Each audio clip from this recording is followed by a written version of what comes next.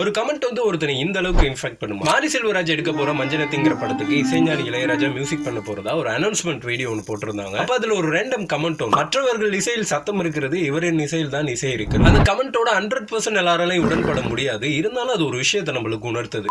என்னதான் இப்போ வர சாங்ஸ் எல்லாம் ட்ரெண்ட் ஆனாலும் மினிமம் 2 வீக்ஸ் மேக்ஸிமம் 1 மந்த் தான் அந்த சாங் தாக்கு பிடிக்கும். அதுக்கப்புறம் சலிப்பு தட்டிடும். எக்ஸாம்பிள் இப்போ வந்து பவளமல்லி, ஆரா சாங், இந்த மாதிரி இன்னும் நிறைய இருக்கு. ஒரு 6 மந்த் கழிச்சு இந்த பாட்டுலாம் நம்ம திரும்ப கேட்கும்போது இப்ப இருக்க ஒரு ஈடுபாடு, உடன்பாடு, ஒரு ஈர்ப்பு அப்ப அது இருக்காது. ஆனா விண்டேஜ் இல்லைன்னா 2010க்கு முன்னாடி வந்த சாங்ஸ் எல்லாமே அப்ப நம்ம கேட்கும்போது நம்மளுக்கு என்ன ஃபீலிங், என்ன வைப் இருந்துச்சோ the சேம் ஃபீலிங் வைப் இப்ப கேட்டாலும் நம்மளுக்கு இருக்கும். நீங்களே இதை உங்க லைஃப்ல கம்பேர் பண்ணி பாருங்க.